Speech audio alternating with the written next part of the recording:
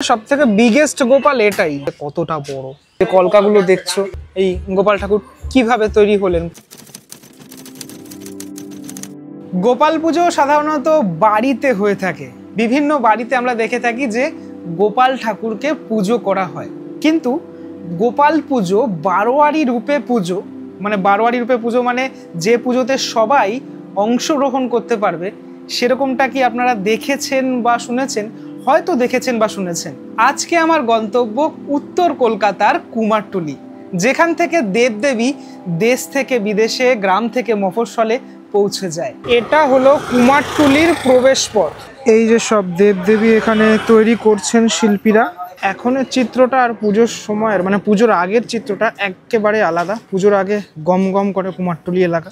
বেশ কিছু বছর ধরে আমি দেখে আসছি কুমারটুলির গোপাল পুজো, আর আজ এই ভিডিওতে আমি আপনাদের ঘুরে দেখাবো কুমারটুলিতে গোপাল পুজো দোলের ঠিক আগে কিভাবে কতটা প্রস্তুতি হলো।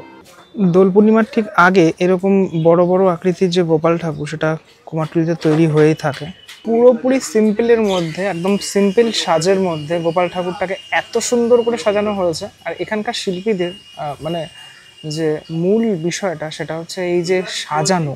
কুমারটুলির শিল্পীরা এই জন্যই বিখ্যাত সারা বিশ্বে, কারণ এদের যে সাজানো, এই যে কপালের ওপরে যে আলপনাটা দেখছো, যে কলকাগুলো দেখছো, যেগুলো করা হয়েছে, চোখের অংশটা, এগুলোর জন্যই কুমারটুলি সারা বিশ্বে সাড়া ফেলেছে। আমি নিচের পোর্শনটা খানিকটা দেখানোর চেষ্টা করি এখান থেকে, কতটা বড় আকৃতির এই গোপাল ঠাকুর তৈরি হচ্ছে এখানে।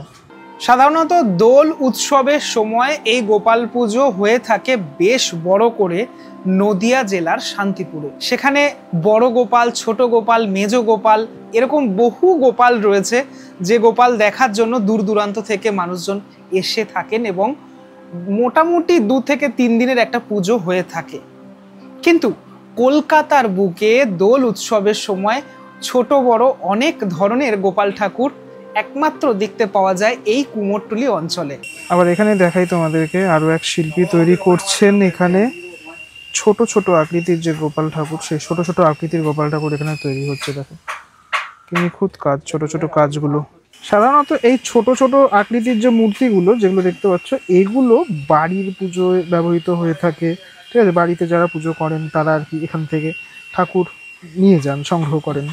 আমি একটুখানি একদম মানে সাইড থেকে দেখাচ্ছিলাম তো, আর সামনে শিল্পী ছিলেন। এবারে একদম সামনেটা খানিকটা দেখানোর চেষ্টা করি ফুল ফ্রেমে, বিষয়টা ঠিক কেমনটা দেখো। এখন বুঝতে পারছো একজন মানুষের যে দৈর্ঘ্য, মানে যে হাইট, তার থেকে কতটা বড় পরিমাণে। এখন ফুল সাজ তো হয়নি, ফুল যখন সাজ রেডি হয়ে যাবে তখন আরো কতটা সুন্দর লাগবে দেখতে এই গোপাল ঠাকুরের প্রতিমা। পৌঁছে গেলাম মনমথ শিল্পালয়ে। একটু এখান থেকে দেখানোর চেষ্টা করি তোমাদের। এই মনমথ শিল্পালয়ে যে শান্তিপুর স্টাইলের যে গোপাল ঠাকুরগুলি, সেই ঠাকুরগুলি এখানে রেডি হয়েছে এবং এখানে সাজ সমেত সম্পূর্ণটা কমপ্লিটও হয়ে গেছে, মানে একদম রেডি ঠাকুর। এগুলো এখান থেকে নিয়ে যাওয়ার জন্য তৈরি। মানে কেউ যদি বাড়ির পুজোর জন্য নিয়ে যেতে চায় তাহলে অবশ্যই এখান থেকে নিয়ে যাবেন। কতটা সুন্দর লাগছে দেখতে, মানে একদম সাজিয়ে রাখার জন্য কিন্তু দারুণ। শান্তিপুর স্টাইলের গোপাল বললাম, তার কারণ হচ্ছে শান্তিপুরে এই ধরনের গোপাল পুজো, মানে দোলের আগে এই যে গোপাল পুজো, গোপাল ঠাকুর তৈরি হয় এবং দোলের সময় পূজিত হন গোপাল। যতটাই সামনের দিকে এগিয়ে যাচ্ছি তত এই যে এই ধরনের যে গোপাল ঠাকুরগুলি তৈরি হচ্ছে, সেগুলি আমার চোখে পড়ছে। সেগুলি আমি আমার ক্যামেরার মাধ্যমে তোমাদেরকে দেখানোর চেষ্টা করছি। এখনো অনেকটা কাজ বাকি রয়েছে। এই মুখের কাজটা খানিকটা হয়েছে, তোমার আরও বেশ কিছুটা কাজ হবে এখানে। এ তো গেল দোল উৎসবের সময় গোপাল পুজোর কথা। এবার আসি কুমোরটুলিতে এই দোল উৎসবের সময়তে 2টি কালী পুজো হয়ে থাকে। সেটিও বেশ জাগ্রত কালী এবং অনেক বছর ধরে পূজিত হয়ে থাকেন তারা। বিভিন্ন ঠাকুর, মানে বিভিন্ন দেবদেবীর যে সাজসজ্জা, যা মানে সেজে ওঠেন ঠাকুর, এখন ঠিক সেখানটাতে রয়েছি যেখানে সাজগুলো তৈরি হয়ে থাকে। কুমোরটুলির বিভিন্ন দেবদেবী যেখান থেকে সেজে ওঠেন সেই এলাকার নাম সাজপট্টি। আর এই সাজপট্টিতেই বেশ কিছু বছর ধরে মা কালী পূজিত হয়ে আসছেন। এই যে সব, এটাকে সাজপট্টি বলা হয়, যেহেতু সাজের সমস্ত দোকানগুলি এখানে রয়েছে পরপর। আর এই সাজপট্টির মধ্যে একটি কালী পুজো হয়ে থাকে। সেই কালী পুজোটির একদম সামনে রয়েছি। মাতৃ প্রতিমা দেখলে খানিকটা ওই আগমেশ্বরী তলার কথা আমার মনে পড়ে যায়। শান্তিপুরের আগমেশ্বরী পুজো আমি দেখেছিলাম, তো খানিকটা মুখটা সেরকমটা, এই মায়ের মুখমণ্ডলের যে অংশটা সেটা আমি মানে এই প্রত্যেক বছরই এই পুজোটা দেখে থাকি। এবছরও তাই জন্য চলে আসলাম। মায়ের যে সাজ, যেহেতু সাজপট্টির পুজো তাই জন্য মায়ের যে সাজ সেটাতে কোনো রকমভাবে কোনো ইয়ে করা হয়নি। দেখতেই পাচ্ছ সে সাজটা কতটা সুন্দর। বিশেষ করে এই যে মুকুটের যে অংশগুলো না, খুব ওয়াইড ব্যাপারটা হয়ে থাকে। হ্যাঁ, আর এই হলো ব্রহ্মা ঠাকুর রয়েছেন এখানে, মানে মা কালী এবং ব্রহ্মা দুজনের পুজোই। এই পুজো অলরেডি হয়ে গেছে, ঠাকুরটা থাকে মোটামুটি কয়েকদিন ধরে থাকে এখানে। এই যে ফুল ফ্রেমটা খানিকটা ঠিক এরকমটা, লাইট টাইট রয়েছে জলে। রাতের বেলা আসলে তোমরা বিষয়টাকে আরও বেশি সুন্দরভাবে উপভোগ করতে পারবে। আর একটু দূরে এগোলেই আমি দেখতে পেলাম যেটা চোখে, এখানে গোপাল ঠাকুর তৈরি হচ্ছে। চুলের অংশটা এখনো লাগানো হয়নি, এখানে সেট করা হয়নি। এই প্রত্যেকটি গোপাল ঠাকুর যেহেতু লাড্ডু গোপাল, হ্যাঁ, হাতের মধ্যে লাড্ডু থাকে। এই মানে কম বড় নয়, কিন্তু তুমি দেখে হট করে বুঝতে পারবে না, হয়তো ক্যামেরার মাধ্যমে দেখলে বুঝতে পারছো না, কিন্তু যখন দোলের সময় তুমি আসবে তখন বুঝতে পারবে কতটা বড় আকৃতির। অনেকগুলো গোপাল পুজো হয়ে থাকে এই কুমোরটুলি অঞ্চলের মধ্যে। প্রসেসিংটা চলছে, যেহেতু একদম দোরগোড়ায় পুজো, তাই জন্য এই মুহূর্তে এখানকার শিল্পীরা ব্যস্ত রয়েছে। যেরকমটা দুর্গাপুজোর আগেও ব্যস্ততা চোখে পড়ে, সেরকম বছরের বিভিন্ন সময়ে এই বিভিন্ন পুজোর সময়টাতে বিভিন্ন দেবদেবী তৈরিতে তারা ব্যস্ত থাকেন।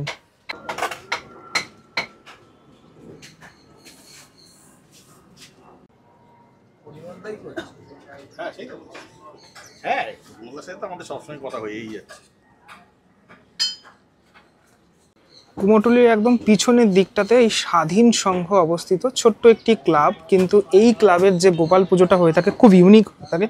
প্রত্যেক বছরই এখানকার গোপালকে আমরা নতুন রূপে দেখে থাকি। শিল্পী পরিমল পাল তিনি করে থাকেন। এই দেখো আরও একটি গোপাল ঠাকুর দেখাই, বেশ উঁচু, অনেকটা লম্বা। মানে আমার হাইট হচ্ছে 5 ফুট 5 ইঞ্চি, তার মানে কতটা লম্বা এটা দেখলেই তোমরা বুঝতে পারছো, সেটা এতটাই লম্বা। আমি এসেছি যেহেতু বিকেলবেলার টাইমটাতে, মানে এই যে গলিগুলো আলো কিছুটা ঢুকছে, কিছুটা অন্ধকার, এরকম একটা পরিবেশ, তার মধ্যেই এরকম ব্যস্ততম একটা রাস্তা। এই যে খড় বাঁধার কাজ চলছে এখানে। সাজপট্টি ঘুরে আরো অনেক গোপাল ঠাকুরের দর্শন করে এবার পৌঁছে গেলাম আমি ঠাকুরপট্টিতে, যেখানে মেনলি ঠাকুর তৈরি হয়ে থাকে বিভিন্ন জায়গায়। টোটাল কুমারটুলি জুড়েই ঠাকুর তৈরি হয়ে থাকে, কিন্তু এই অঞ্চলের নাম ঠাকুরপট্টি এবং এখানে 200 বছরেরও প্রাচীন সময় ধরে এই কালী পুজোটি হয়ে থাকে, মা দক্ষিণা কালীর পুজো। কালী ঠাকুরের সাথে মা শীতলা এবং ব্রহ্মার পুজো করা হয় এখানে। কুমারটুলির এই অঞ্চলটিকে বলা হয় ঠাকুরপট্টি, নামের মধ্যেই রয়েছে তার সংজ্ঞা। কারণ ঠাকুর যেহেতু তৈরি হয় বিভিন্ন গোলাগুলিতে, ঠাকুর তৈরি হয় যেহেতু, একটু আগে সাজপট্টি দেখিয়েছি, এটাকে বলা হয় ঠাকুরপট্টি। তো এই ঠাকুরপট্টিতে অনেক পুরনো একটি কালী পুজো হয়ে থাকে। সে কালী পুজোর মানে শুরু হবে তার ঠিক আগের মুহূর্তটায় একদম সাজো সাজো রব, ঝাড়বাতি দিয়ে এখানে সাজানো হয়েছে, পরিষ্কার করা হচ্ছে সমস্ত জায়গাগুলিকে। এই ঠাকুর, এটিও অপরূপ ঠাকুর একটি।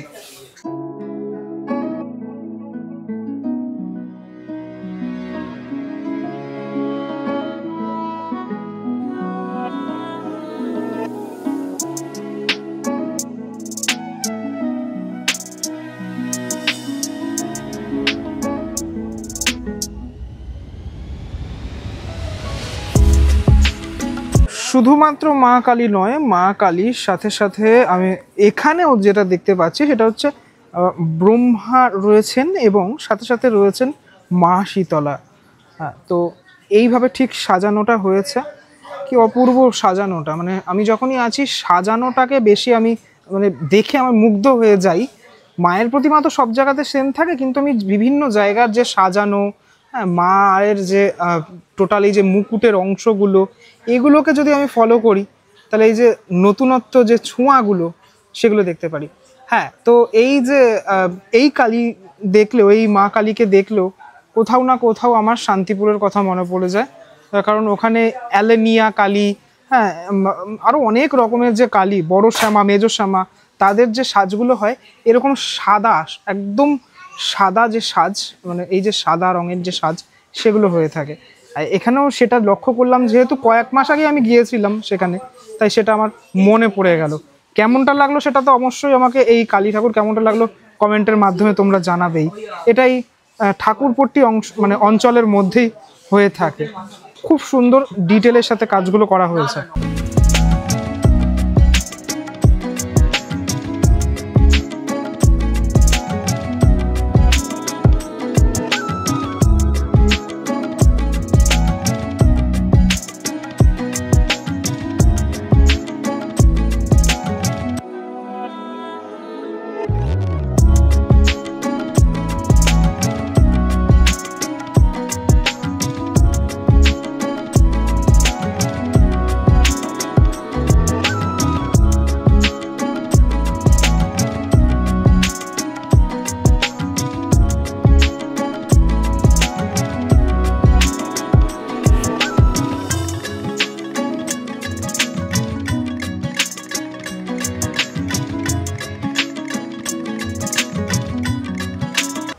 এই ঠাকুরপট্টি সুপ্রাচীন যে কালী পুজো, এই কালী পুজো ঘিরে এখানে একটা মহাভোগের আয়োজন থাকে।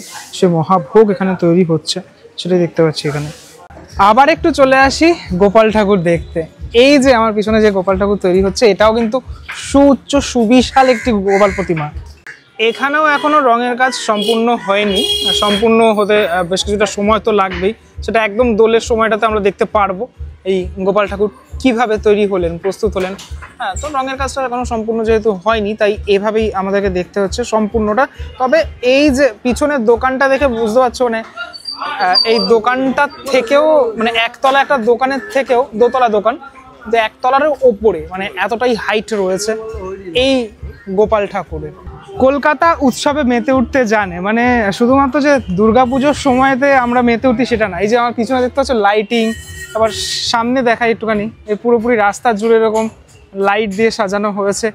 শুধুমাত্র এই দোল উৎসবকে কেন্দ্র করে কুমারটুলি চত্বরে এই যে গোপাল পুজো এবং কালী পুজোগুলো হয়, তার জন্য এত সুন্দর করে সাজানো হয়েছে টোটাল এলাকা। আমার মনে হয় সব থেকে বিগেস্ট গোপাল এটাই, মানে কুমারটুলি অঞ্চলের মধ্যে অনেকটা বড়, এটা সব থেকে বড় মনে হচ্ছে। মানে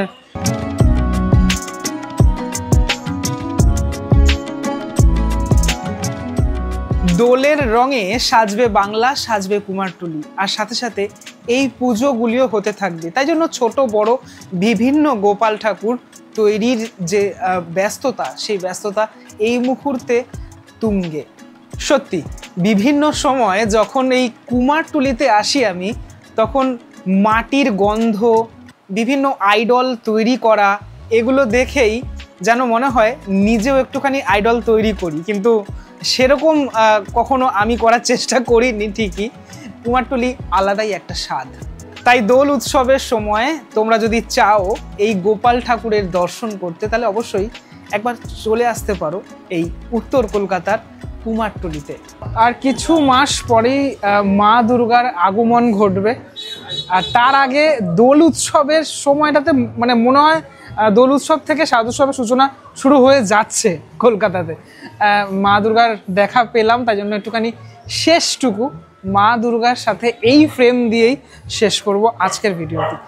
দোল উৎসবের ঠিক আগে কুমারটুলিতে যে মা কালীর পুজো, ব্রহ্মার পুজো হয়ে থাকে, সেটা আমি দেখানোর চেষ্টা করলাম এই ভিডিওটির মাধ্যমে। কেমন লাগলো তোমাদের যে মতামত, সেটা আমাকে অবশ্যই কমেন্টের মাধ্যমে সেটা আমাকে জানিও। এবং মা দুর্গার প্রতিমাটি বাইরে যাচ্ছে, একদম বিদেশে চলে যাচ্ছে, সেটিও দেখালাম তোমাদেরকে। চলো পরবর্তী ব্লগে দেখা হচ্ছে, ততক্ষণের জন্য বিরতি নেবো। ভালো থাকবেন সবাই, চলো টাটা।